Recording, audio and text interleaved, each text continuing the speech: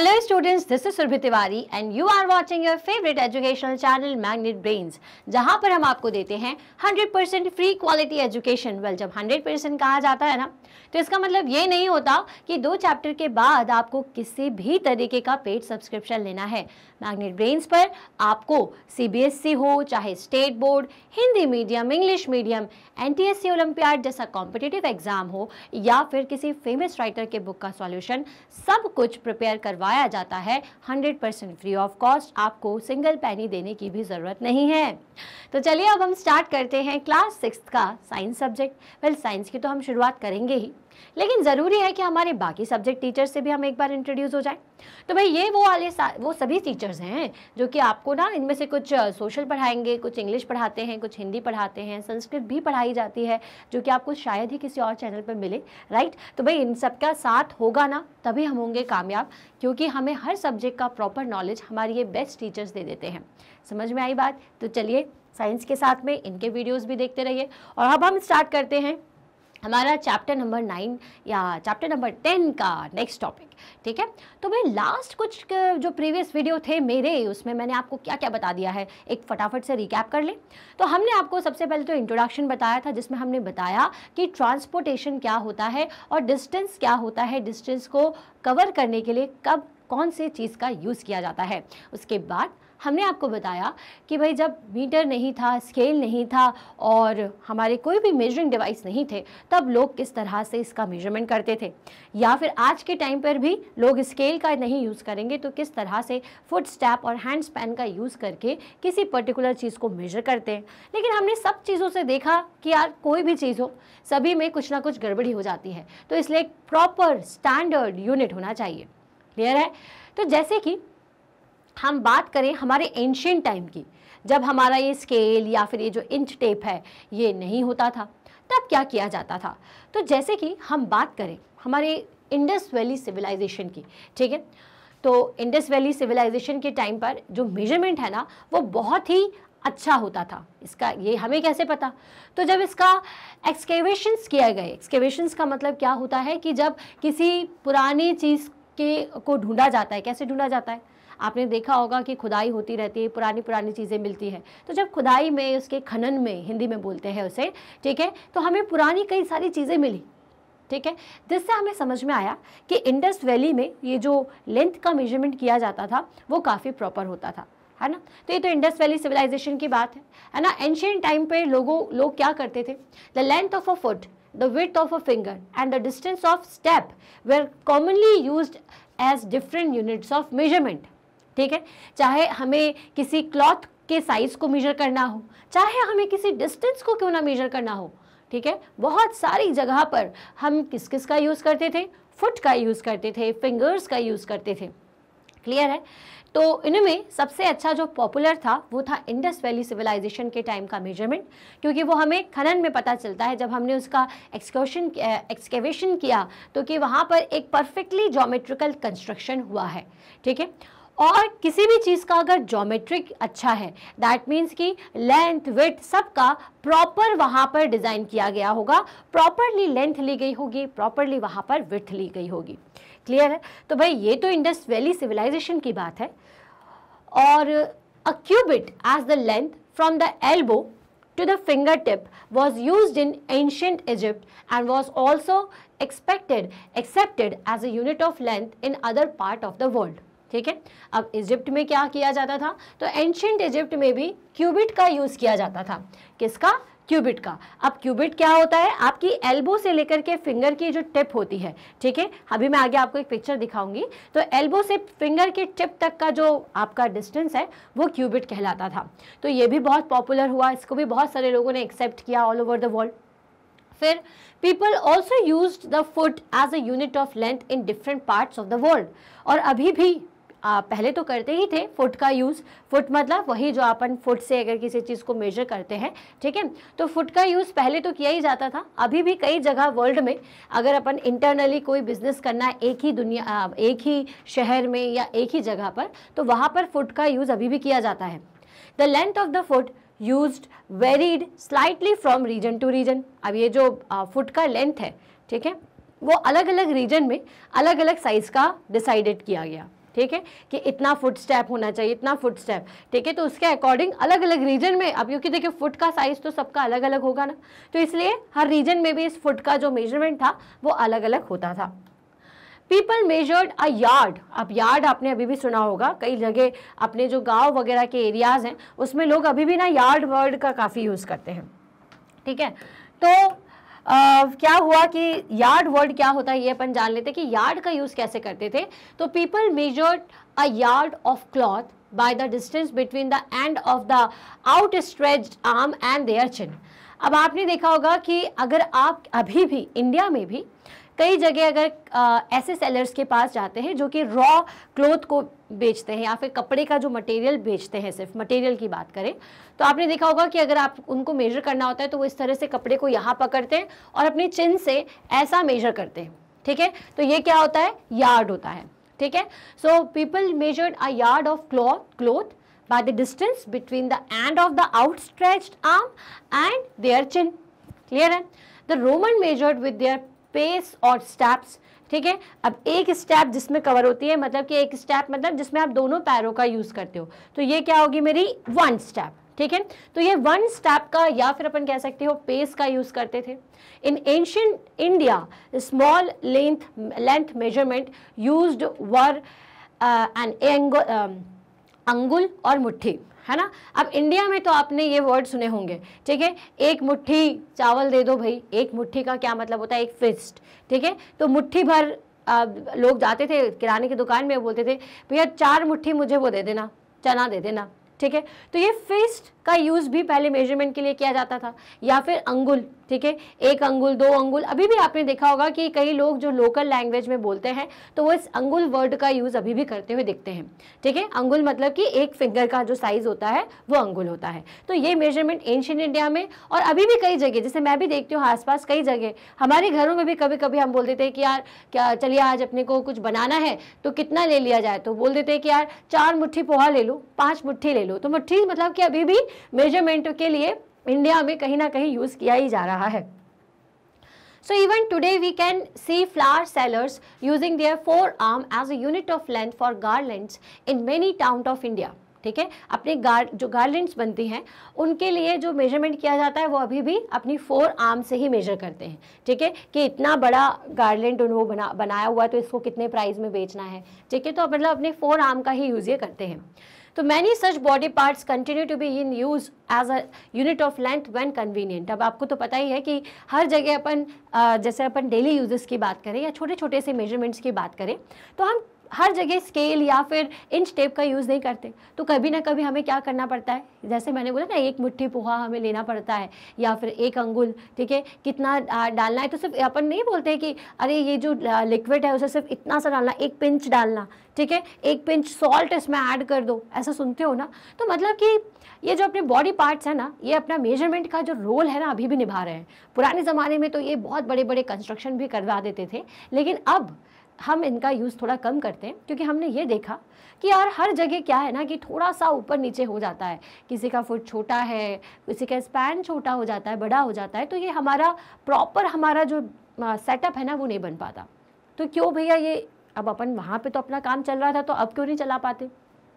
तो भाई world wide business बढ़ चुके हैं, सेलिंग बढ़ चुकी है, इंपोर्ट एक्सपोर्ट बढ़ चुका है, बढ़ा है कि नहीं बढ़ा है। तो हमें अगर मान लीजिए कि कुछ चीज़ों को बेचना है बाहर, है ना, और उन्होंने कहा कि हमें इस लेंथ का चाहिए, इतनी विड्थ का चाहिए, तो अब कैसे समझ में आएगा। अब अपन वहाँ के लोगों का फुट स्टेप या फिर हैंड स्पैन तो लेने जाएंगे नहीं। तो इसीलिए क्या किया गया, एक स्टैंडर्ड यूनिट बनाई गई कि भाई आसानी से इंपोर्ट एक्सपोर्ट हो सके सामान, जो लेंथ का जहाँ मांगा है, जितना वैरायटी का, जितने वेट का, जितने टेम्परेचर की चीज़ों को बनना चाहिए उतना ही का ही बने और उससे आसानी से बिजनेस भी हो सके और हर जगह जो एक यूनिफॉर्मिटी है वो बन सके। क्लियर है। जैसे कि ग्राउंड, क्रिकेट के ग्राउंड में अगर जो लेंथ होती है हर बार डिफरेंट होगी तो खिलाड़ियों को थोड़ा खेलने में परेशानी होगी ना, ठीक है। या फिर एक ऑलरेडी अंदाज़ा लगा लिया जाता है प्लेयर्स के द्वारा कि जो ग्राउंड है ये कितना बड़ा है, कितना उसका पिच का लेंथ है। तो ये सब कैसे, क्योंकि एक प्रॉपर मेजरमेंट है, एक ही यूनिट, एक ही यूनिफॉर्म मेजरमेंट है, एक जैसा मेजरमेंट है ना। चलिए, सो however everyone's body parts could be of a slightly different in size. अब भाई देखिए, सबके जो बॉडी पार्ट है वो अलग अलग होते हैं, इसलिए जो एंशिएंट टाइम में जितने भी मेजरमेंट किए जाता है ना, ये इतने प्रॉपर नहीं हो पाते, एग्जैक्ट नहीं हो पाते। This must have caused confusion in measurement, क्योंकि इसमें बहुत ज़्यादा कन्फ्यूजन होता था, ठीक है। जैसे कि किस किस का यूज़ करना, यार्ड का यूज़ करना, तो यार्ड मैंने बताया चिन से लेकर के आपका जो आर्म है उसका एंड, स्ट्रेच्ड आर्म का जो लेंथ है वो यार्ड होता है। क्यूबिट जैसा मैंने आपको बताया था, फिंगर की टिप, ठीक है, और आपका एल्बो का साइज ये क्यूबिट होता है, ठीक है। इसके अलावा अपन ने स्पैन पढ़ा, तो स्पैन तो अपन जानते हैं, ये हैंड स्पैन का जो साइज है ये स्पैन कहलाता है, ठीक है। वन हैंड डिस्टेंस, अभी भी जैसे टीचर्स आपको कहते हैं, ठीक है, जब आप असेंबली में खड़े होते हैं कि keep a one hand distance between both of you, आप दोनों के बीच में वन हैंड डिस्टेंस रखिए। वन हैंड डिस्टेंस का मतलब कि एक हाथ बराबर डिस्टेंस रखना है ना। एंड फुट तो आप जानते ही हैं कि फुट का जो आपका साइज है फुट का, वही आपके मेजरमेंट के लिए किया जाता है। तो ये भैया ये सारे जो एंशिएंट टाइम में होते थे ना, ये बड़ा ही कंफ्यूजन कई बार क्रिएट कर देते थे। सो इन 1790 में the French created a standard unit of measurement called the matric system. इसलिए क्या हुआ, 1790 में फ्रेंच लोगों ने एक यूनिफॉर्म स्टैंडर्ड यूनिट बनाया, ठीक है, जिसे क्या कहा जाता था, जिसे कहते थे matric system. For the sake of uniformity, अब देखिए क्या हुआ कि फ्रेंच लोगों ने बनाया, तो अब हो सकता है कि बाकी के जो कंट्रीज के लोग हैं वो ना माने, कि हम क्यों माने किसी दूसरों का, हमें हमारी मर्जी का बनाना है, हम हमारा स्टैंडर्ड बनाएंगे। लेकिन फिर देखा गया कि यार दिक्कत होती है, पूरे वर्ल्ड वाइड अगर हमें बिजनेस करना है, हमारे कंस्ट्रक्शन वर्क्स करना है, तो हमें प्रॉपर एक यूनिफॉर्मिटी होना चाहिए, ठीक है। तो for the sake of uniformity scientist all over the world have accepted a set of standard units of measurement. और फ्रेंच लोगों ने जो मैट्रिक सिस्टम बनाया था उसको फिर इन लोगों ने एक्सेप्ट कर लिया कि ठीक है भाई, आपने जो बनाया हम उसे एक्सेप्ट करते हैं, क्योंकि हमें यूनिफॉर्मिटी मेंटेन करनी है। ये जो बार बार चीज़ों में कि कभी लेंथ छोटी हो जा रही है, विड्थ छोटी हो जा रही है, या वेट प्रॉपर नहीं मिल पा रहा है, तो चलिए ठीक है, एक यूनिट को हम मान लेते हैं।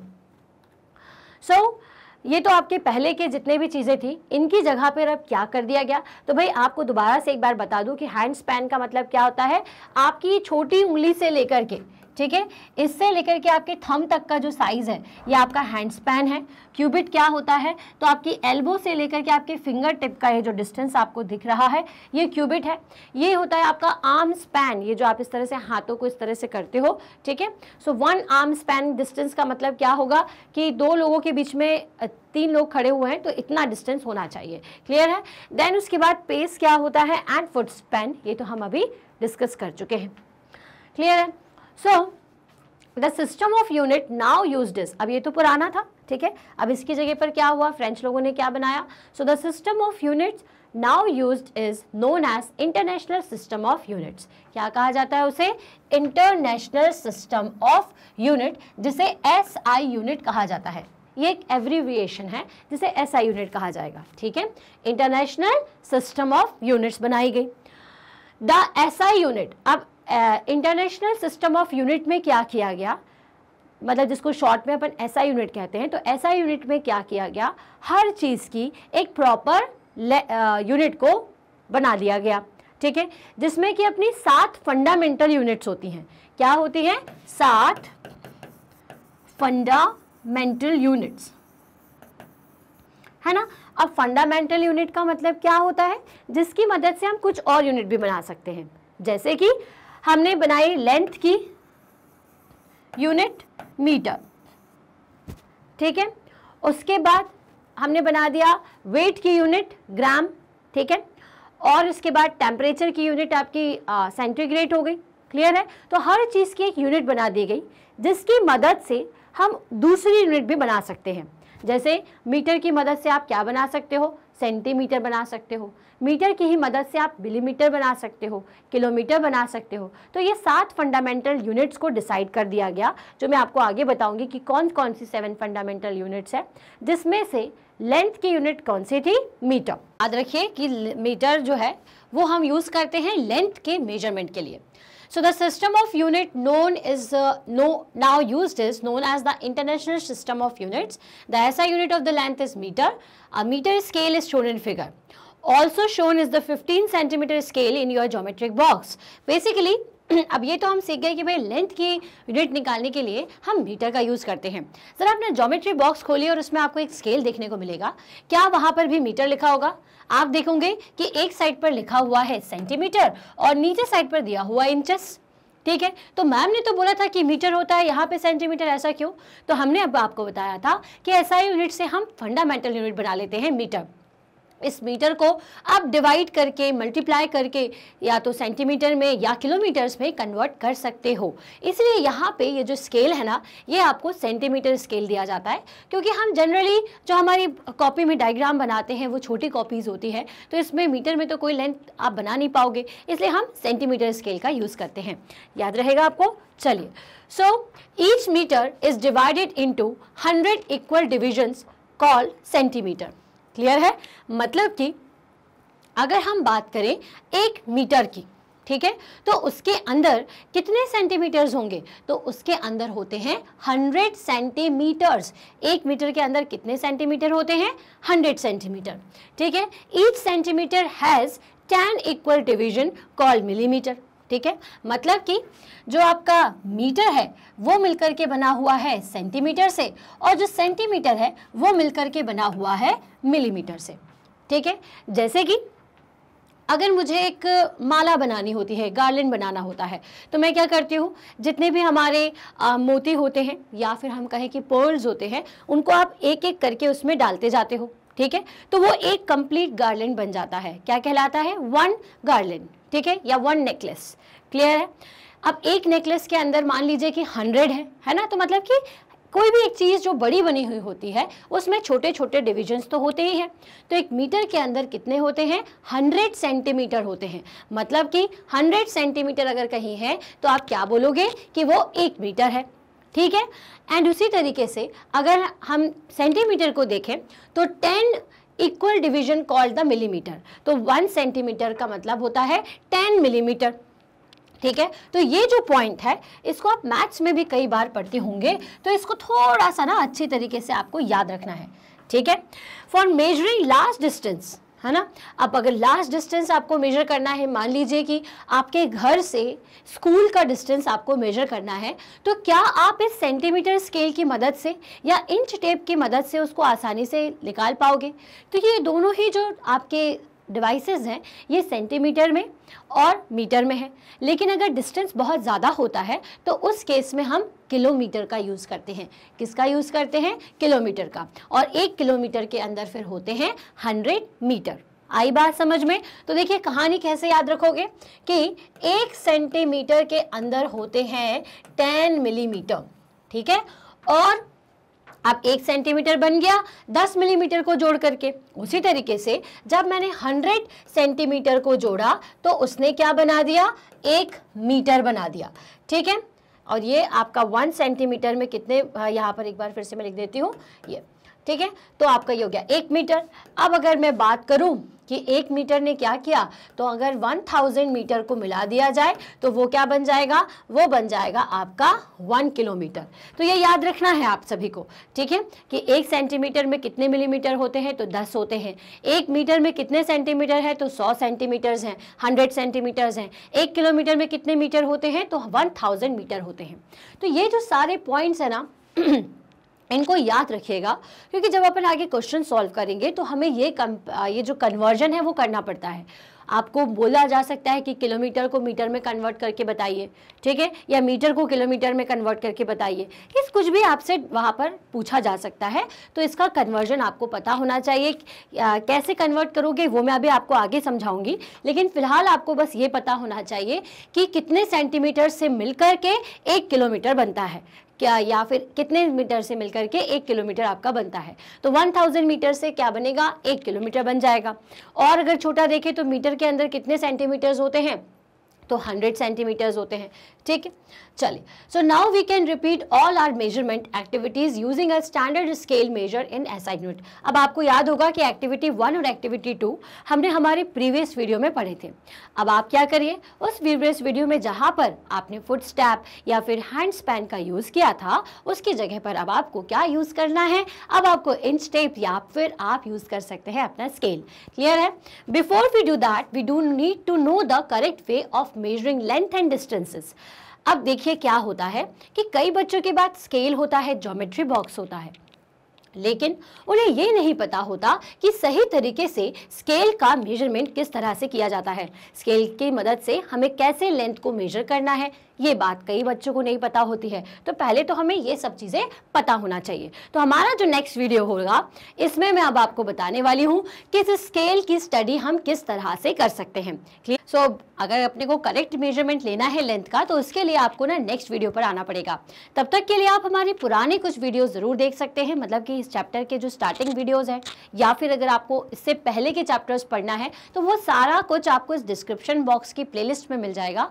प्लस अगर आपको दूसरे सब्जेक्ट्स भी पढ़ना है और साइंस को भी कहीं और से आइडेंटिफाई करना है, तो आप देख सकते हैं मैग्नेट ब्रेन्स का ऑफिशियल चैनल। मैग्नेट ब्रेन्स पर जाइए और सिलेक्ट कर लीजिए सीबीएसई इंग्लिश मीडियम और अपनी क्लास, दैट इज क्लास 6। जैसे ही आप क्लास 6 को सिलेक्ट करेंगे तो इस तरह से एक स्क्रीन ओपन रहेगी जिसमें आपको अलग अलग सब्जेक्ट्स के फोल्डर दिख रहे हैं। मान लीजिए कि आपको पढ़ना है साइंस बाय सुरभि तिवारी, तो वॉच नाउ कर दीजिए। वॉच नाउ करते साथ ही एक स्क्रीन ओपन हो जाती है जिसमें नीचे की तरफ आपको चैप्टर्स दिखेंगे, उनका एक एक टॉपिक दिखेगा। तो जो भी पढ़ना है जस्ट क्लिक इट। क्लिक करने के साथ ही एक वीडियो ओपन हो जाएगा, जिसे स्टार्टिंग से एंड तक देखना मत भूलिएगा, क्योंकि जब आप वीडियो को पूरा देखते हैं ना, तभी टॉपिक आपको समझ में आएगा। वीडियो पसंद आए तो लाइक और कमेंट करना बिल्कुल नहीं भूलना है और इसे अपनी सेम क्लास के साथ जरूर शेयर करिए। और अब एक बहुत अच्छी खबर है हिंदी मीडियम के बच्चों के लिए कि मैग्नेट ब्रेन्स लेकर के आ चुका है मैग्नेट ब्रेन्स हिंदी चैनल, जिसमें आपको 6th क्लास से 12th क्लास तक के सारी क्लासेस के सभी सब्जेक्ट्स हिंदी में अवेलेबल हैं। तो अगर आप या फिर आपके कोई और फ्रेंड हिंदी मीडियम से हैं या कुछ रिलेटिव्स हिंदी मीडियम के हैं, तो उन तक ये इन्फॉर्मेशन ज़रूर पहुँचाइएगा ताकि उन्हें भी इसका फ़ायदा मिल सके। तो चैनल को बस सब्सक्राइब करना है, क्योंकि ये 100% फ्री ऑफ कॉस्ट है। और मैग्नेट ब्रेन्स के चैनल को तो ज़रूर शेयर करिए। किंडरगार्टन से क्लास 12 तक के सारे बच्चों के लिए 100% फ्री है। तो शेयर करेंगे तो उन्हें भी इस तरीके के चैनल का फ़ायदा मिलेगा और ज़बरदस्ती उन्हें यहाँ वहाँ पैसे देने की ज़रूरत नहीं है।